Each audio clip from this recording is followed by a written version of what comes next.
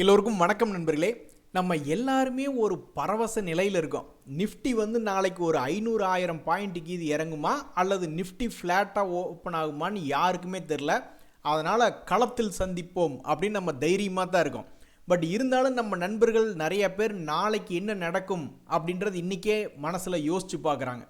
ரத்த ஆறே ஓடும் பாருங்க.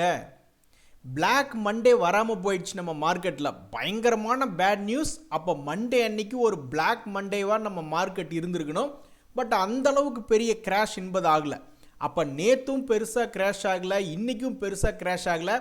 எல்லாத்தையும் சேர்த்து மொத்தமாக நாளைக்கு பிளாக் மண்டேக்கு பொதுவாக பிளாக் வெனஸ்டே அப்படின்னு ஸ்டாக் மார்க்கெட்டில் வருதா? எங்களுக்கு அதெல்லாம் தெரியாது. நாங்கள் அடி வாங்கினோம்ல, அப்போ நீங்களும் அடி வாங்க. நீங்கள் மட்டும் ஹோலிக்கு லீவ் விட்டுட்டு ஜாலியாக இருப்பீங்க. நாங்கள்லாம் இப்படி சின்ன பின்னம் ஆகணுமா அப்படின்ற மாதிரி அந்த மார்க்கெட்டுகள் நினைக்கலாம். இந்த குளோபல் மார்க்கெட் பற்றி நான் ஒரு தகவல் சொல்கிறேன் பாருங்கள். ஒரு முறை ஜப்பான் மார்க்கெட் மட்டும் ஏதோ ஒரு காரணத்துக்காக லீவு. ஆனால் குளோபல் லெவலில் அமெரிக்க மார்க்கெட் இறங்கினதுனால பல்வேறு ஆசியன் மார்க்கெட்டுகளாக இறங்கியிருந்தது. ஆனால் அன்றைக்கி ஜப்பான் மார்க்கெட் லீவுங்கிறதுனால அவன் பெருசாக இறங்கலை. ஆனால் அவனை மட்டும் தனியாக ஒரு நாள் வச்சு அடுத்த நாள் செஞ்சாங்க. ஸோ குளோபல் லெவலில் கரெக்ஷன் பண்ணும் அப்படின்றதுனால அந்த மாதிரி பண்ணாங்க. பட் நம்ம மார்க்கெட் அந்தளவுக்கு ஈக்குவலாக போகணுன்ற அவசியம் கிடையாது. ஸோ எதாக இருந்தாலும் நாளை களத்தில் சந்திப்போம் நண்பர்களே. பணம் நிறைய இருக்கிறவங்களுக்கு எந்த கவலையும் கிடையாது. அவங்களால பணத்துக்கு மேலே பணம் என்பது போட முடியும். எல்லா தொழிலையும் அதே மாதிரி தானே.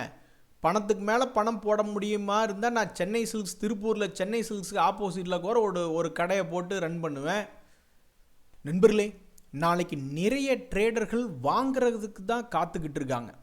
ஏன்னா இப்போல்லாம் சம்பளம் ரொம்பவுமே அதிகம். அதனால் அதிகமான எஸ்ஐபி அமௌண்ட்டோ அல்லது ஒரு லம்சம் அமௌண்ட்டோ அவங்களால ரொம்ப ஈஸியாக போட முடியுது. அவங்களோட எஸ்ஐபி அமௌண்ட்டெல்லாம் ரொம்ப ஸ்ட்ராங். ஏன்னா சம்பளமெல்லாம் லட்சங்கள். அந்த மாதிரி ஒரு ஜாயின்ட் ஃபேமிலியில் பார்க்கும்பொழுது ஹஸ்பண்ட் அண்ட் ஒய்ஃபும் சம்பாதிக்கிறாங்க. இப்போ அவங்களுடைய குழந்தைகளும் படிப்பு முடிச்சுட்டு வேலைக்கு போகிறாங்கன்ற பொழுது அவங்களுடைய லம்சம் அமௌண்ட் எல்லாம் ரொம்ப ஸ்ட்ராங். ஸோ அதனால் மார்க்கெட் கிராஷ் ஆகுது. ஒவ்வொரு 500 பாயிண்ட்டுக்கு நிஃப்டி இறங்க வாங்கறதுக்கு சக்தி இருக்கிறவங்களுக்கு அது என்னென்னு சொல்கிறது, மார்க்கெட்டினுடைய வீழ்ச்சி ஒரு வரப்பிரசாதம். அந்த மாதிரி தான். நான் ஒரு காலத்தில் ரிலையன்ஸ் கேபிட்டலினுடைய மியூச்சுவல் ஃபண்டில் ஏதோ ஒரு ஃபண்ட் மேனேஜர் பேட்டி கொடுத்துக்கிட்டு இருந்தார். அப்போ நான் பார்க்கல. அவர் என்ன சொல்லிக்கிட்டு இருந்தாருன்னா, மார்க்கெட் இறங்குனா எனக்கு என்னங்க கவலை, ஒவ்வொரு பாயிண்ட்டுக்கும் நாங்கள் பணத்தை அலோகேஷன் பண்ணி வச்சுருக்கோம் அப்படின்ற மாதிரி சொன்னாங்க. அதே மாதிரி தான் இங்கே பாருங்கள், ஒரு நண்பர் அவர் என்ன பண்ணுறாரு, அவரோட எக்ஸ்பீரியன்ஸ் என்னென்னா, நிஃப்டி ஒவ்வொரு 500 பாயிண்ட் இறங்கும் பொழுது நான் முதலீடு பண்ணுவேன். அப்புறம் எனக்கு எப்பாவது ஒரு நாள் மார்க்கெட் மேலே வரும்பொழுது நான் லாபத்தை எடுத்துகிட்டு போகிறேன். So SIP investment amount is very much strong for many people. அவங்கெல்லாம் இருக்கிறதுனால தான் நம்ம மார்க்கெட்டில் இவ்வளோ பெரிய கிராஷ் வராமல் ஒரு மாதிரி நம்ம பாதுகாப்பாக இருக்கிறோம். மாப்பு வச்சுட்டாண்டா ஆப்பு அப்படின்ற மாதிரி எல்லாத்துக்கும் முக்கியமான பிள்ளையார் சொல்லி போட்ட இந்த இஸ்ரேலினுடைய மார்க்கெட் 5% நேற்று ஏறி இருக்கிறதா ஒரு நண்பர் போட்டிருக்காரு. என்ன கொடுமை தியாகு அப்படின்ற மாதிரி கேட்டிருக்காரு. உண்மைதான். இப்போ நம்ம இதில் பல பேர் என்ன நினைக்கிறாங்க அப்படின்னா, பேசாமல் இன்வெஸ்ட்மெண்ட் குளோபல் லெவலில் எடுத்துகிட்டு போயிட்டா என்ன, நேஷ்னல் லெவலில் நம்ம லோக்கலாக நம்மளுடைய இன்வெஸ்ட்மெண்ட் அப்படின்றது இல்லாமல் குளோபல் லெவலில் எடுத்துகிட்டு போயிடலான்னா நம்மளுக்கு நிறைய பயம். எவனாவது ஒருத்தன் புரோக்கர் வழியுமா நம்ம ஃபாரின் புரோக்கர் இங்கே ஆஃபீஸ் வச்சுருப்பாங்க, அல்லது இங்கே ஏதாவது ஒரு புரோக்கர்கிட்ட போகிறோம், அவன் ஃபாரின் புரோக்கர்கிட்ட டைப் பண்ணி நம்ம பண்ணுற மாதிரி இருக்கும். அப்போ நிறைய பேர்த்துக்கு ஒரு பயம் என்பது வரும். இப்போ ஜீரோதெல்லாம் ஃபாரின் இன்வெஸ்ட்மெண்ட் ஓப்பன் பண்ணி கொடுத்தா நிறைய பேர் இன்வெஸ்ட்மெண்ட் பண்ணுவாங்க. ஆனால் அவங்க இன்னும் இந்த வருஷத்தில் இன்னும் ஓப்பன் பண்ணல. இந்த பயத்தை போக்குவதற்காகவும் இந்த கவலையை போக்குவதற்காகவும் தான் இந்த என்எஸ்சியினுடைய subsidiary NSE IX, NSE international exchange அப்படின்றது ஒரு வரப்பிரசாதமாக அமைஞ்சிருக்கு. ஒரு சூப்பர் புரோக்கராக இருந்து உலகத்தில் இப்போதைக்கு அவங்க யூஎஸ் மார்க்கெட் தான் இன்வெஸ்ட்மெண்ட் பண்ணுறக்கு அலோவ் பண்ணுறாங்க அப்படின்ற மாதிரி நான் கேள்விப்பட்டேன். பட் எதிர்காலத்தில் ஜப்பான் மார்க்கெட் முதல் கொண்டு பல்வேறு கண்ட்ரீஸ்க்கு அவங்க ஒரு சூப்பர் புரோக்கராக இருந்து நம்மளை இன்வெஸ்ட்மெண்ட் பண்ணுறக்கு அலோவ் பண்ணுறாங்க அப்படின்ற மாதிரி ஒன்று படிச்சிருந்தேன். இதுக்கு எந்த வெப்சைட் உதவுது அப்படின்னு பார்த்தீங்கன்னா, இந்த என்எஸ்சி ஐஎக்ஸினுடைய குளோபல் ஆக்சஸ் அப்படின்ற ஒரு வெப்சைட் தான் உதவி செய்யுது.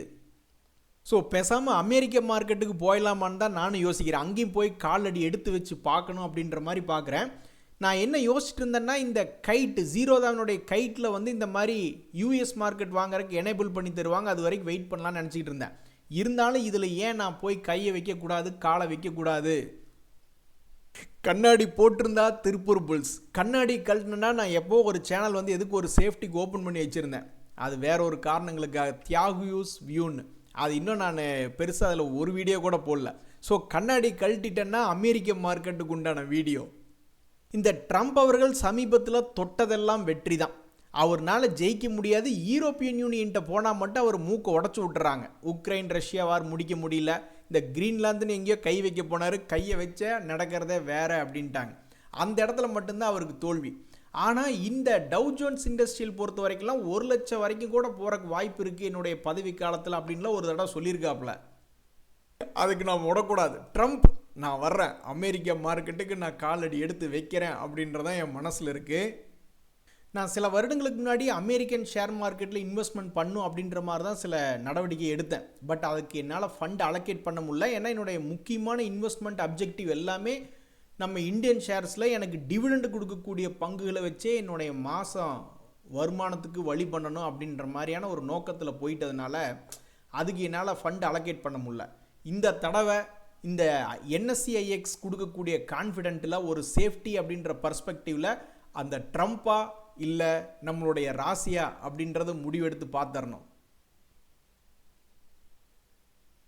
நண்பர்களே, ரிஸ்க் எடுக்கிறதெல்லாம் ரஸ்க்கு சாப்பிட்ற மாதிரி நம்மளுடைய பெற்றோர்கள் வந்து அந்த காலத்தில் பெரிய அளவில் ரிஸ்கெல்லாம் எடுத்துக்கிட்டு இருந்தாங்க. ஆனால் இப்போ நம்ம எல்லாருமே என்ன யோசிக்கிறோம்னா, நம்மளுடைய ரிட்டையர்மெண்ட் வாழ்க்கைக்கு ஒரு மாதத்துக்கு 3 லட்ச ரூபாயாவது வேணும் அப்படின்ற மாதிரிலாம் நம்மள நிறையா பேர் யோசிக்கிறோம்.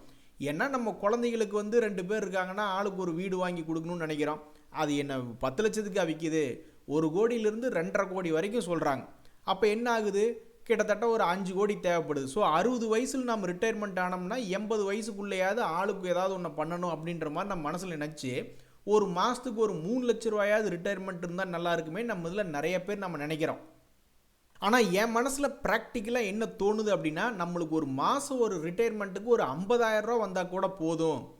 நம்ம உடம்ப நம்ம நல்லா பார்த்துக்கிட்டு பேர குழந்தைகளை பார்த்துக்கிட்டு வெளியே சந்தோஷமாக அங்கிங்கின்னு போயிட்டு வந்தோம்னாவே நம்மளுடைய குழந்தைகளுக்கு பாரம் இல்லாமல் ஒரு பெரிய உதவியாக இருக்கும்.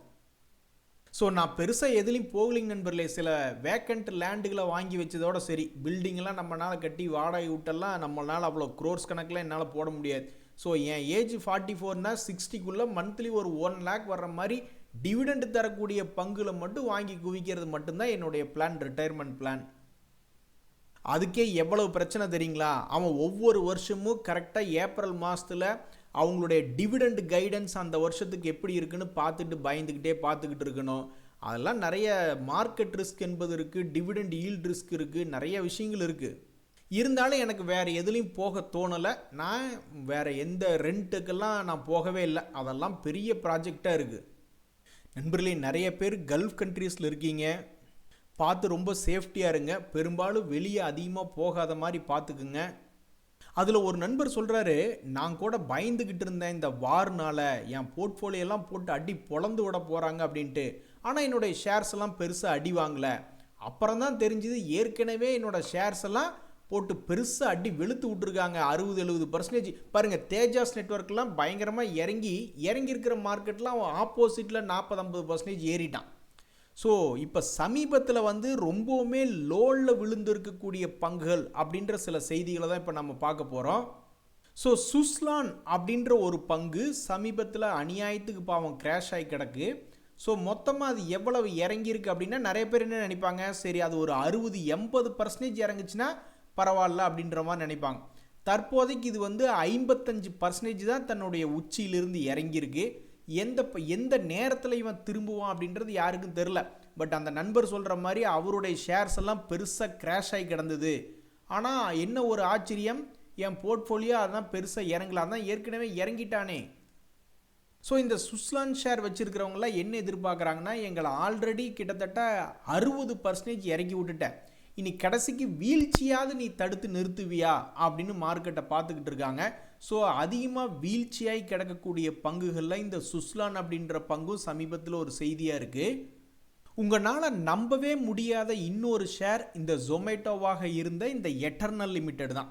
உங்களால் எந்த விஷயத்தை நம்ப முடியாது அப்படின்னா, அவங்களுடைய லாஸ்ட் டிசம்பர் குவார்ட்டர்லி ரிசல்ட்டில் 16,315 கோடி சேல்ஸ், அதே மாதிரி அவங்களுடைய லாபம் 102 கோடின்னு ரிப்போர்ட் பண்ணியிருக்காங்க. பார்த்தீங்களா, இதைய பெரும்பாலும் நம்மளால் நம்பவே முடியாத அளவுக்கு ஒரு வளர்ச்சி.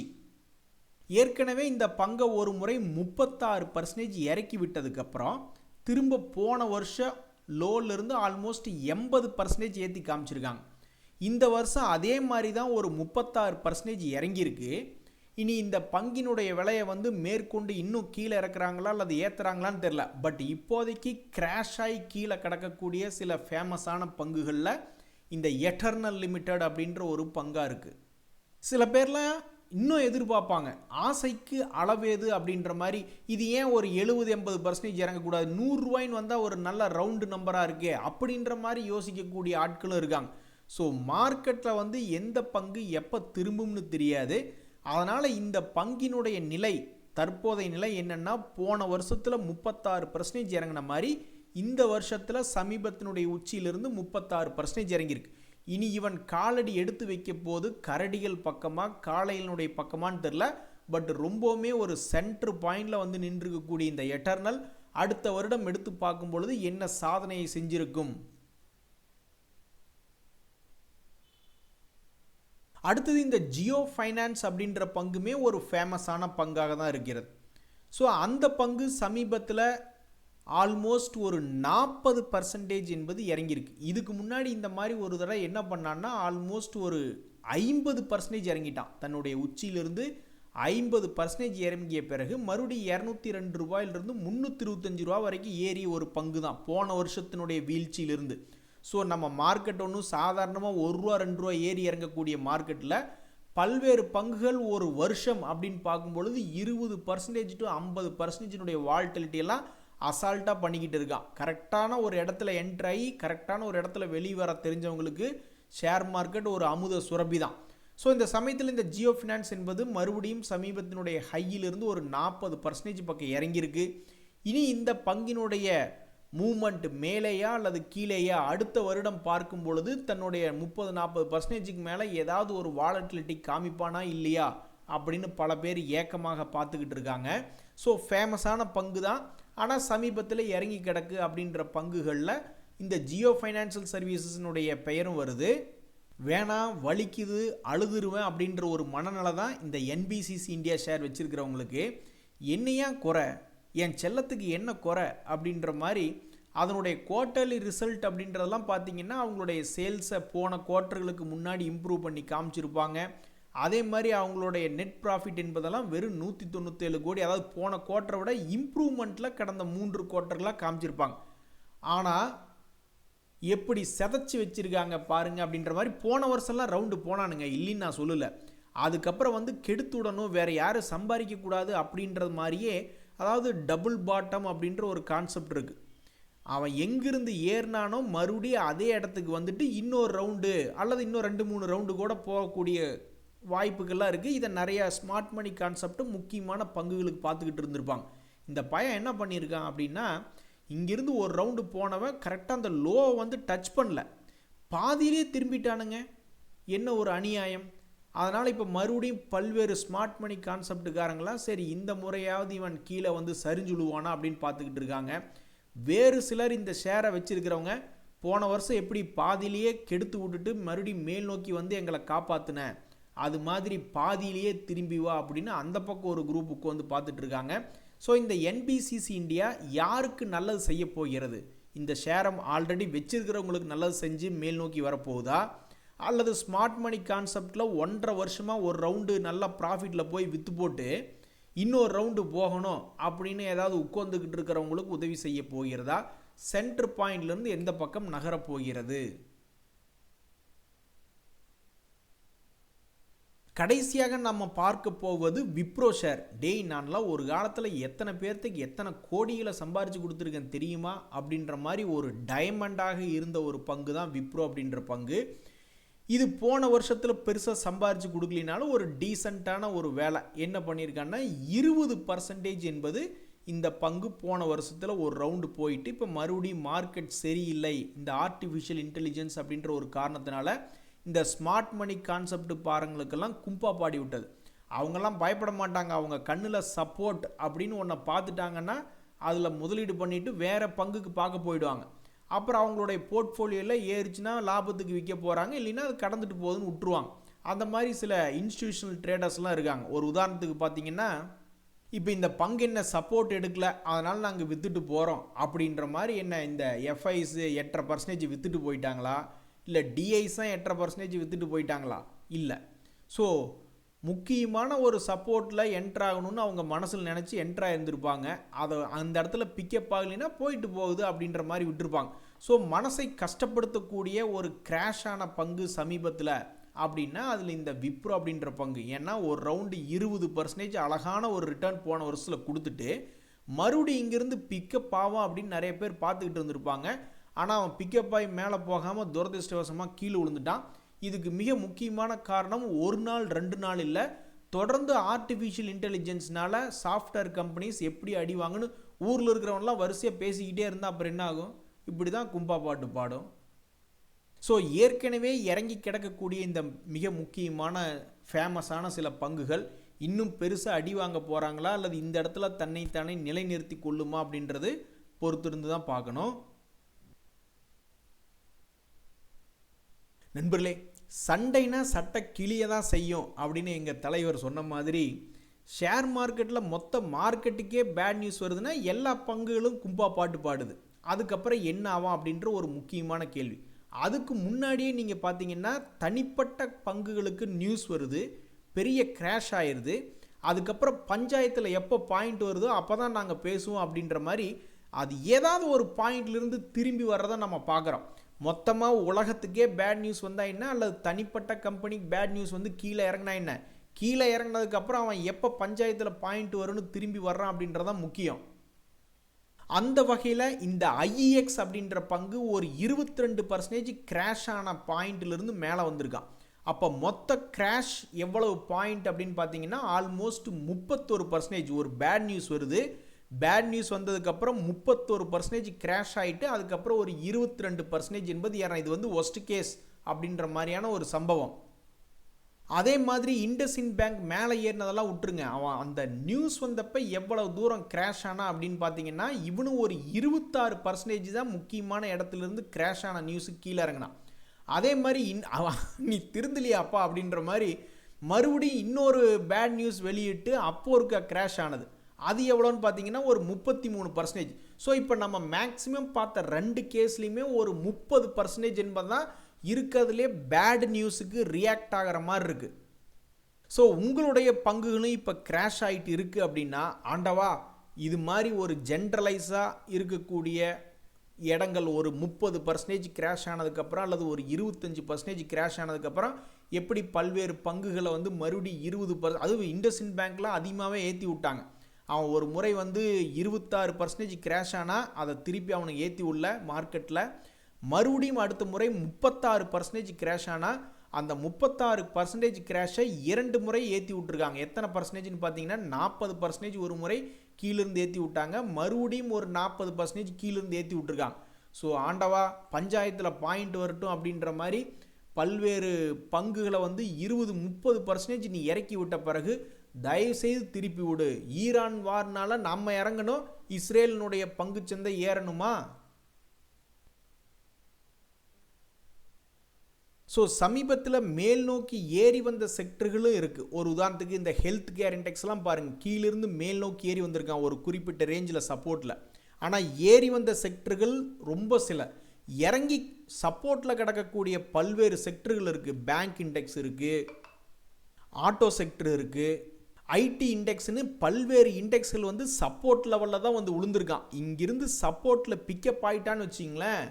ஏன்னா மேல் நோக்கி ஏறி இருக்கக்கூடிய செக்டர்கள் ரொம்ப சிலது தான் இருக்குது. நிஃப்டி, ஹெல்த் கேர் அந்த மாதிரி தான் இருக்குது. இறங்கி கிடக்கக்கூடிய ஆட்கள் தான் ஏகப்பட்ட பேர் சப்போர்ட்டில் விழுந்து கிடக்கிறான்.